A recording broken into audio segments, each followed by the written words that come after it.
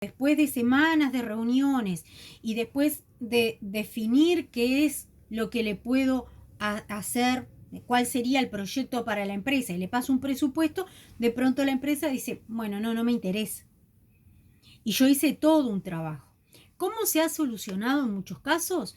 En que las empresas de software dicen, bueno, en realidad vamos a hacer primero una consultoría.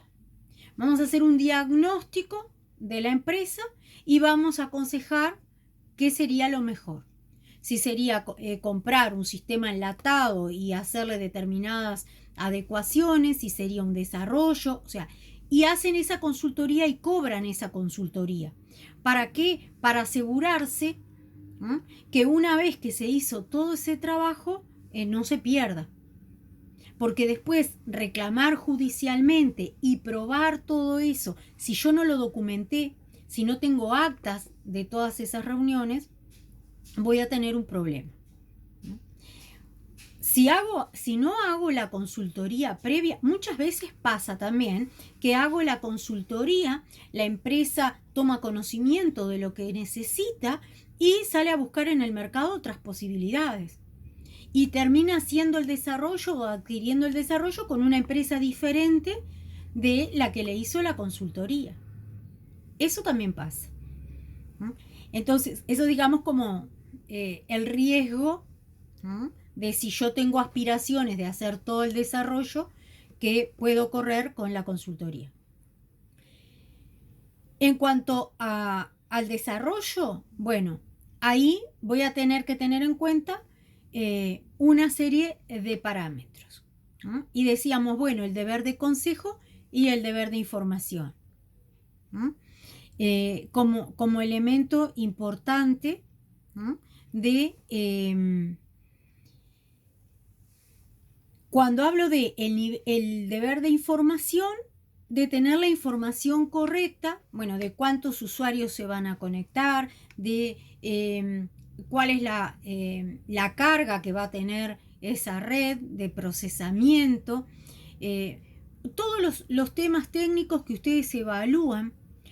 Y una de las cosas importantes es que yo tenga una grilla en la cual yo defina qué cosas voy a testear. Y acá va vinculado a lo que se denomina el moderno concepto de entrega. ¿Por qué? Porque en un contrato tradicional yo les vendo la lapicera. El contrato se perfecciona cuando nos ponemos de acuerdo en la cosa y en el precio. Yo les vendo esta lapicera por 20 pesos. Y ya está. Y yo entrego la lapicera y ustedes me entregan los 20 pesos. Y ya se cumplió el contrato. El tema es que cuando tengo un sistema, la entrega no se realiza en un momento único. Yo voy a entregar el sistema, capaz que tengo que construirle toda la red de la empresa. Y ahí me va a llevar todo un tiempo. La instalación de los equipos, la adecuación del local, el cableado. Eso lo voy a hacer yo, lo voy a tercerizar. Si lo voy a tercerizar, voy a tener el tema que me voy a encontrar con que esos contratos que yo tercerice van a ser contratos conexos al contrato principal.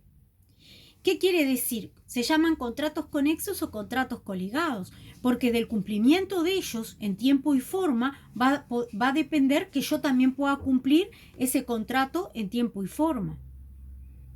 Entonces, yo tengo un contrato, por ejemplo, llave en mano, un contrato en llave en mano donde me dicen, quiero esto y lo quiero para tal día. Y lo quiero prender y que funcione. Entonces yo voy a tener que hacer la instalación, comprar el soporte físico, ver qué necesidades hay respecto al soporte lógico, si es desarrollo, si son licencias. Voy a tener que capacitar a los usuarios. Voy a tener que tener previsto horas de asistencia técnica. Entonces acá importa todo lo que es la documentación que yo pueda tener. Y volviendo a lo que decíamos de la etapa del moderno concepto de entrega, voy a tener un momento inicial donde voy a entregar el sistema. Pero después voy a tener que tener previsto un periodo de testeo. Y estas etapas van a estar ligadas a el pago del precio. Probablemente yo tenga una entrega con la primera entrega del sistema, pero voy a llegar al final a tener una entrega definitiva. Y esa entrega definitiva tengo que tener claro cómo lo voy a evaluar. ¿Qué cosas voy a evaluar del sistema para decir que el sistema funciona y que el sistema está bien? Y no discutir luego con el cliente si eso era así o no, si da tantas fallas, si hay que modificarle determinados parámetros que van surgiendo del testeo. Yo tengo que saber qué testear. Por ejemplo, hoy en la administración pública hay una tendencia a que si bien normalmente hay llamados para escuchar a las empresas qué es lo que pueden ofrecer, normalmente en las licitaciones se pone algo muy general y luego se compran paquetes de horas. Esto termina saliendo mucho más caro, ¿no? Porque yo voy resolviendo sobre la marcha qué quiero y cómo lo quiero. Y ahí van a surgir los problemas también de cumplimiento y de ampliación de las licitaciones y de ampliación de las licitaciones. Y esto lo vemos. Y eso es porque no tuve claro desde el principio y no fijé cuáles eran los parámetros de testeo, de resultados, de funcionamiento.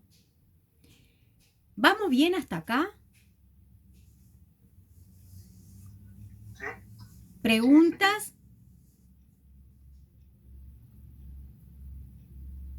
¿Han tenido, se le plantean a ustedes casos de este tipo? ¿O les estoy contando una película que no? ¿Sí?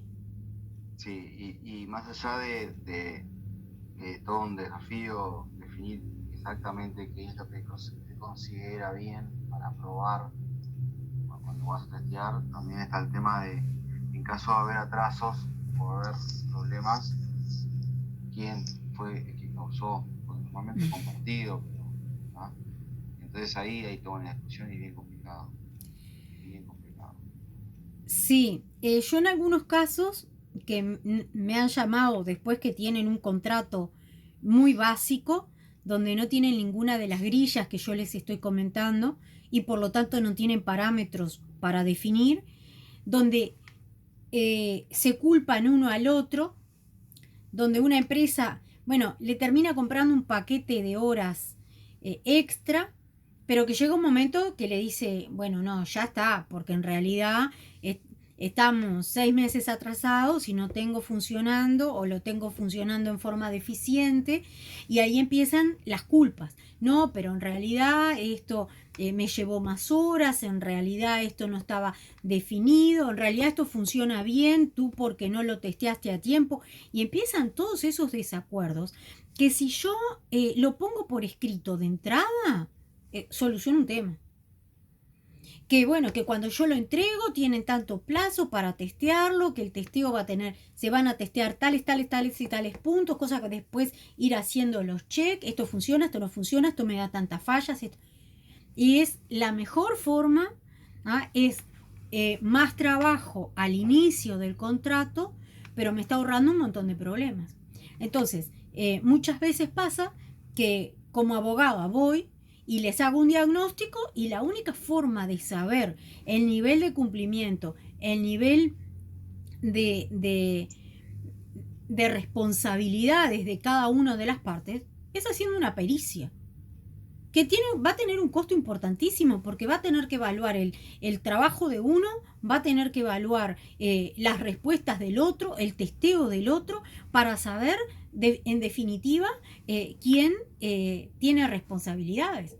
Y así todo les va a salir más barato pagar una pericia que hacer un juicio. Y en algunos casos te dicen, bueno, pero en realidad me sale más barato tirar todo esto y empezar de cero y comprar un enlatado, por ejemplo.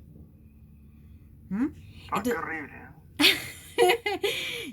Sí, yo siempre pienso, ¿por qué no me llamaron antes? Porque hay esa presunción de que, bueno, sí, quiero tal cosa y tal otra, y en realidad, pero esto se da muchísimo.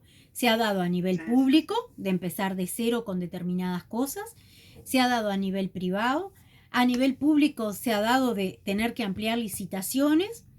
¿Ah? A mí me han llamado, no les puedo contar, pero me han llamado de otros organismos, no de AGESIC puntualmente, pero sí de otros organismos, para negociar temas que no estaban negociados, o sea, que ni siquiera estaban planteados. Que cuando te sentás con ellos para llegar a un acuerdo, en realidad nunca hablaron el tema. Nunca hablaron sobre la propiedad intelectual o sobre el ejercicio de determinados derechos, o si el software podía ser un software público o no, o si, digo, nunca se habló, nunca hubo una negociación previa. Entonces esto no es un tema menor, este es un tema importante.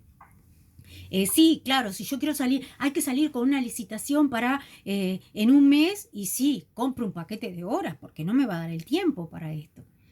¿No? Pero si me tomo el tiempo, evidentemente el resultado en cuanto a el sistema que quiero, su funcionamiento y obviamente el precio que voy a pagar por él va a ser eh, mucho más conveniente, va a ser mucho más beneficioso. Eso en el Estado. Y por otro lado, en las empresas privadas también, porque yo sé lo que estoy adquiriendo, sé en cuánto tiempo lo voy a tener, sé cómo va a funcionar, sé que de pronto en tanto tiempo puedo informatizar toda un área y subirla al sistema y voy a tener que ir de pronto migrando lo que tengo, bueno, cómo lo voy a ir migrando, por qué sectores. ¿Mm? Pero digo, eso es un proceso, qué sector hay que migrar primero. Ustedes sabrán que las migraciones son tremendos dolores de cabeza. ¿Mm? Y bueno, y es... ¿Rodrigo? ¿Querías Que decir sí, que algo? sí. Que sí son un dolor de cabeza. Sí, las migraciones son un dolor de cabeza. Y si yo no tengo previsto cómo ir haciendo la migración, cómo ir poniendo en funcionamiento el nuevo sistema, qué área primero, después cuál otra, cómo lo voy conectando, cómo, si la empresa es muy grande, cómo lo conecto mientras tanto con el otro sistema, cómo van a trabajar en paralelo. Todas esas cosas las tengo que tener previstas. Entonces, si yo eso lo tengo regulado, lo tengo previsto, tengo un cronograma, tengo todo un procedimiento, bueno, evidentemente después será cuestión de ir viendo si se cumple en plazo o no, pero ya sé cómo voy a tener que ir haciendo los corrimientos, o sea, tiene un montón de ventajas. ¿Alguna pregunta, algún comentario hasta acá?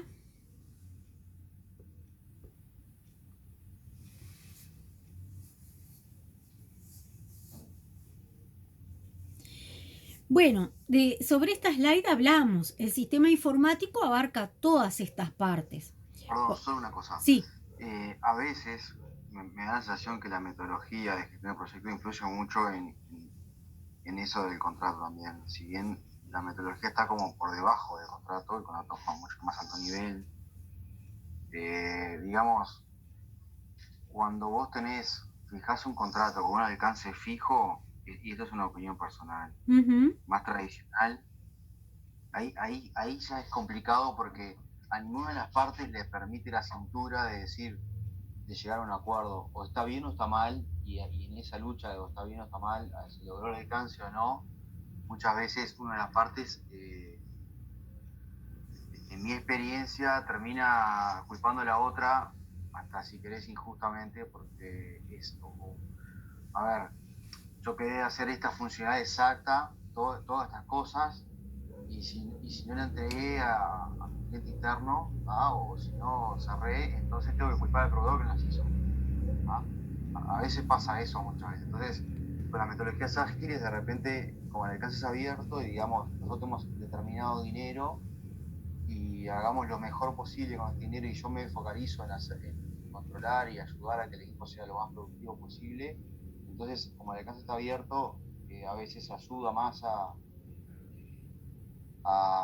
llegar a ese acuerdo de, ok, no estás entre la espalda y la pared, equipo a veces pasa eso con los contratos de Sí, alcance yo te largo. entiendo, pero tú tenés también la opción de tener determinada flexibilidad.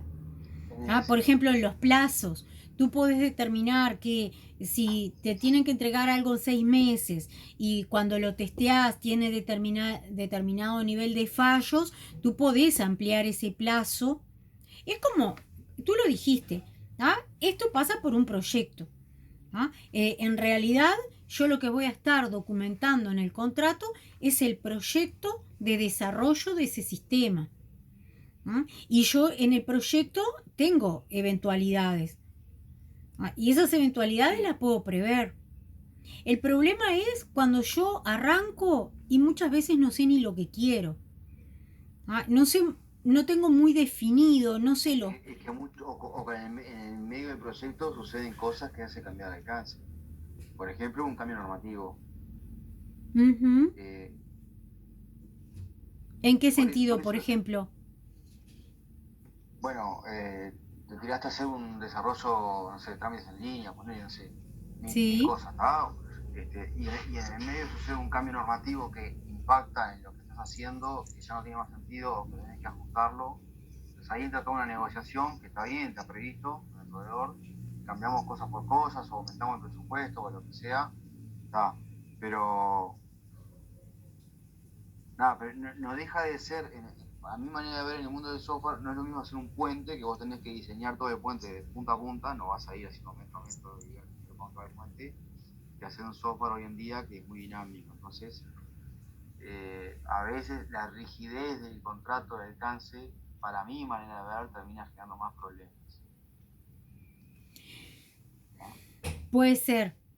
Mi experiencia como abogado, tú sos ingeniero y tenés otra experiencia, pero mi experiencia como abogado es que todos los problemas y todas las pérdidas importantes, tanto en el ámbito público como en el ámbito privado, provienen justamente de tener, en algunos casos, una bolsa de horas y que se va haciendo y el proveedor hace una cosa y después no me gusta y hace otra, o Mm.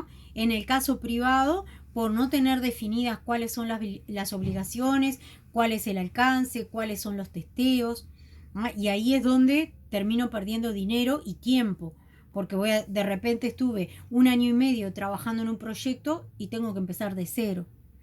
Porque no, o le hago un juicio y arriesgo a ver si gano o no, Ah, lo que pasa es que vos y, tenés y que... si ya con un Ah, pasa que... proveedor que me va a tener que dar mantenimiento, eh, antes de poner el sistema en funcionamiento, empiezo con un juicio, empezamos muy mal. Lo que pasa es que a veces pasa no es por defender al proveedor, pero a veces pasa que se le encarga algo y te vas y venís a los 3 meses para que de pronto y el proveedor interpretó otra cosa. Si vos vas a desarrollar con un alcance abierto, por otra forma, entonces el usuario, digamos, el dueño, tiene que estar muy cerca y tiene que haber desarrollos iterativos, cosa de que si nos desviamos, que por lo menos sean 2 semanas de trabajo y no 6 meses. Te ¿Me entiendo. explicó? Sí, Pero a veces eso no pasa. Está, capaz que es cuestión de poner el contrato. Para hacer esto de esta forma, en el contrato, exigimos esto, esto y esto. De las dos partes, ¿no? claro, era lo que hablábamos. Por un lado, tú tenés la parte de desarrollo, pero por otro lado, de parte del cliente, tenés todo un deber de colaboración o tenés que tener una contraparte activa que esté trabajando y esté dedicándole horas a trabajar con ese proveedor. Exactamente, sí. ¿Mm? Eso no siempre pasa, ¿no? Público o privado, no siempre Otro, pasa. otro de los temas que es importante es que yo defina el equipo que quiero, porque estamos hablando de pronto de que un sistema lleva mucho tiempo desarrollarlo y de pronto en el medio uno de los técnicos se fue a trabajar a otra empresa o lo despidieron. Bueno, ¿quién viene a sustituirlo? Porque quiero a alguien que tenga el mismo expertise y el mismo nivel profesional. Ese es otro elemento que genera problemas. No, lo que pasa es que con la persona que hicimos todas las conversaciones se fue a otra empresa y vino alguien que no tenía conocimiento y que tenés que arrancar de cero. Entonces eso también lo Bueno, tenés. eso se pone que el reemplazante tiene que ser mejor igual. A Sí, mí me ha eso se pone pasado en que las licitaciones, pero las empresas privadas a veces no lo consideran. La no, mayoría de las veces no a mí está me ha pasado, por considerado. ejemplo, en otra experiencia, presentar propuestas de licitaciones públicas y teníamos gente que estaba sobrecalificada, Ujú, ¿ah? O sea, tenía un doctorado y se pedía un posgrado con él, ¿ah? ujú. Entonces, eso no lo poníamos, el doctorado, porque si esa persona se iba a la empresa era un problema enorme, porque ahí conseguía conseguir otro con un doctorado, ¿está bien? Y además no te daba puntos. Claro. Bueno, Sí, puede generar eso, ¿no? son detalles que a veces no se tienen en cuenta y que evidentemente puede alterar y mucho el desarrollo del proyecto, sin lugar a dudas. Bueno, ¿alguna otra pregunta, algún otro comentario? La verdad que cada cosa que ha dicho me he acordado de algo. Sí, sí, Ah, bueno, eso es Sí, bueno. pero todas, todas, todas. Eso es bueno, porque uno empieza hablando exactamente. de, de, Ah, de la nueva tipología contractual y parece que es algo abstracto y sin embargo pasa todos los días y ah, genera problemas todos los días. Eh, totalmente. con respecto a la naturaleza jurídica de estos contratos, tenemos que tener en cuenta que los contratos informáticos, a diferencia de los telemáticos, eh, son negociables. Por eso estamos hablando de todas las reuniones, de todas las actas, de todo. Esto no sucede, ¿no?, en los contratos telemáticos. Los contratos telemáticos son de adhesión. Si nosotros queremos descargar una licencia, la licencia es esa. Y yo no, por más que les mande un mail, me contacte con soporte, ¿ah? Cualquier tipo de contratación que haga a través de internet, bueno, esas son las condiciones, lo compro o no lo compro. Es más, voy a tener un formulario donde me va a pedir un montón de información que uno a veces dice, ¿y esto para qué tengo que completar todos estos datos? Y que tienen el asterisco y si no lo completo, no lo compro, no lo adquiero. ¿Mm? Entonces, eso se llaman contratos de adhesión, a donde yo no adhiero, por eso no tengo posibilidades de negociar.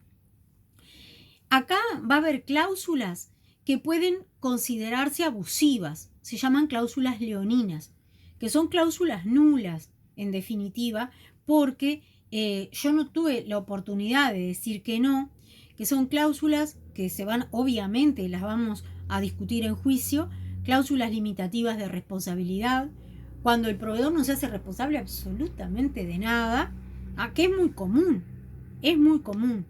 Si ustedes se dan cuenta en el mercado local, por ejemplo, en los términos y condiciones de determinados sitios, cuando copiaron y pegaron y realmente no le pusieron pienso y tradujeron de sitios americanos, por ejemplo.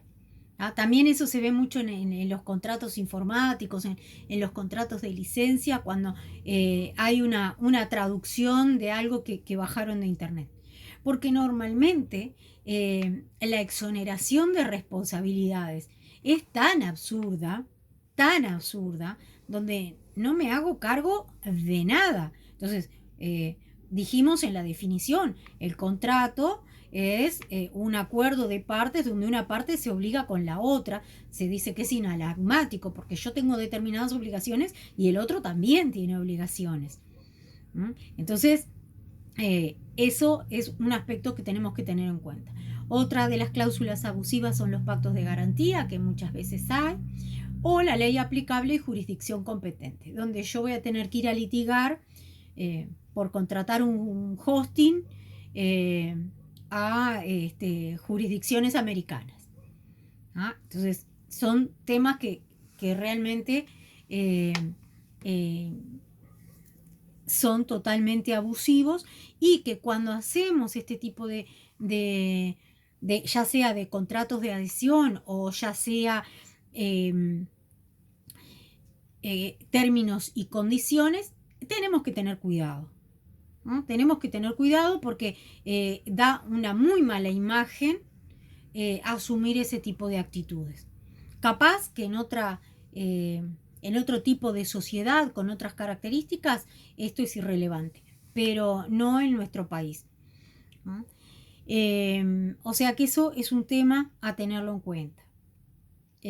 Hay, por ejemplo, en materia de protección de datos, hay determinadas cláusulas, cuando la cesión absoluta, las autorizaciones, cuando el decreto reglamentario de la Ley de Protección de Datos dice, tengo que tener 2 cuadraditos que no estén premarcados, donde yo pueda elegir si sí o si no. Bueno, eso en muchos casos no aparece y por lo tanto yo voy a poder o denunciar esa situación o ir contra eso. Este consentimiento no es válido porque estaba premarcado, ¿no? Entonces, ese tipo de cosas las tenemos que tener en cuenta. Y las tenemos que tener en cuenta también cuando nosotros tenemos nuestros propios emprendimientos, de no caer en ese tipo de cosas.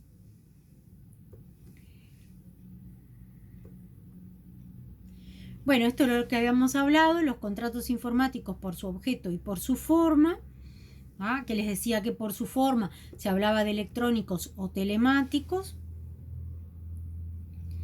Y los caracteres de los contratos informáticos son complejos, decíamos, por toda esta serie de vínculos jurídicos que se van a suceder. No es la obligación de entregar la lapicera y de pagar el precio, no. Hay todo un entramado de relaciones entre las partes y con terceros que hace que el contrato sea complejo.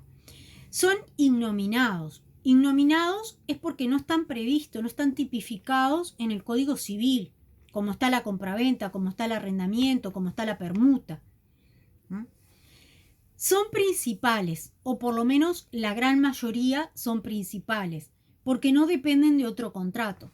Por ejemplo, la hipoteca es un contrato accesorio, porque va a depender de otro contrato. La hipoteca se va a hacer, por ejemplo, por el saldo del precio en la compra de un inmueble, y va a estar ligado a la compra de ese inmueble. Entonces es un contrato accesorio, no es un contrato principal. En el caso de la contratación informática, el que puede llegar a hacer un contrato accesorio es el mantenimiento. El mantenimiento puede ser un contrato principal, yo contrato el mantenimiento por tanto tiempo, por tantas horas, vamos a ver que hay distintos tipos de mantenimiento, eso seguramente ustedes lo tienen muy claro. Puede llegar a ser principal, pero también puede llegar a ser accesorio, donde yo contrato un desarrollo y con el desarrollo contrato el mantenimiento. Son onerosos porque obviamente tienen una utilidad para ambas partes. Yo estoy adquiriendo algo y estoy pagando un precio por eso. Y son consensuales. A pesar de todo lo que hemos dicho, que es importante el contrato por escrito, que es importante, bueno, documentar todas estas obligaciones, todas estas instancias. Si bien todo esto es importante, en realidad el contrato se perfecciona con el acuerdo de partes. No requiero ningún tipo de formalidad, no requiero una escritura pública, no requiero una inscripción. Entonces, esto también es importante. Lo que estábamos hablando, el contrato por escrito, con toda la regulación, con las grillas, con si no hice una consultoría previa, todas esas actas de la etapa precontractual, incorporarlas al contrato y decir que los documentos tales, tales y tales forman parte de ese contrato, ¿no? Para traer a la relación contractual todo lo conversado o todo lo acordado en la etapa precontractual. Eso, toda esa documentación lo que nos va a dar son garantías a ambas partes. ¿Qué tipo de contratos encontramos? Bueno, según la materia del acto, acá voy a tener de equipamiento, de software, ya sea software de base o software de aplicación, de servicios, programación, instalación, capacitación, mantenimiento. según el negocio jurídico. Y acá puedo tener casos de compraventa, casos de leasing, casos de locación. La locación es el arrendamiento, es otra forma de llamarle al arrendamiento. El arrendamiento puede ser de equipos o puede ser de programas, ¿no? O puede ser de ambas cosas. Yo voy a hacer, no sé, una hackathon y voy a alquilar las máquinas y voy a alquilar los sistemas para que lo tengan disponible. Horas de máquina, por ejemplo, mantenimiento. ¿Saben qué es el leasing?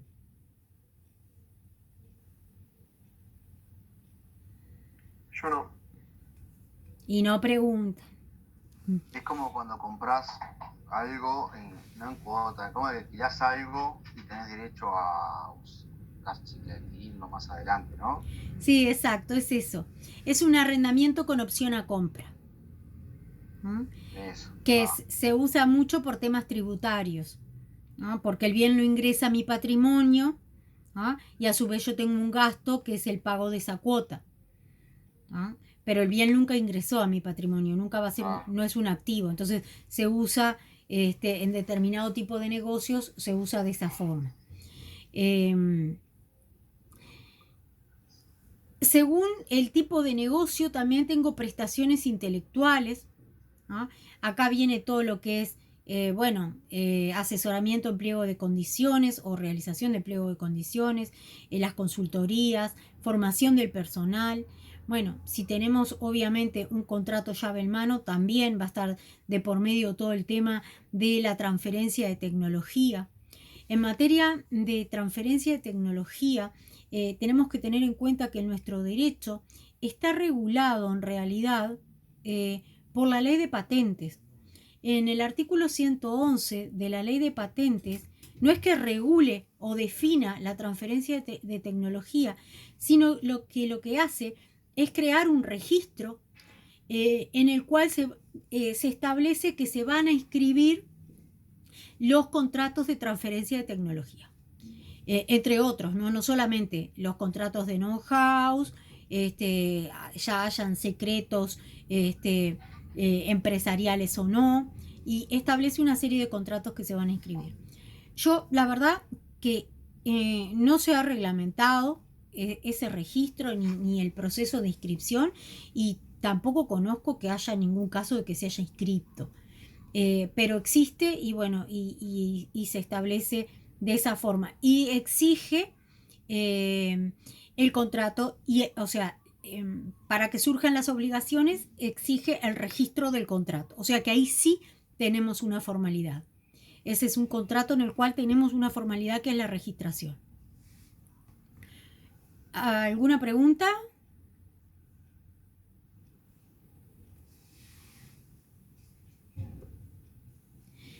Bueno, ¿cuáles son las etapas de la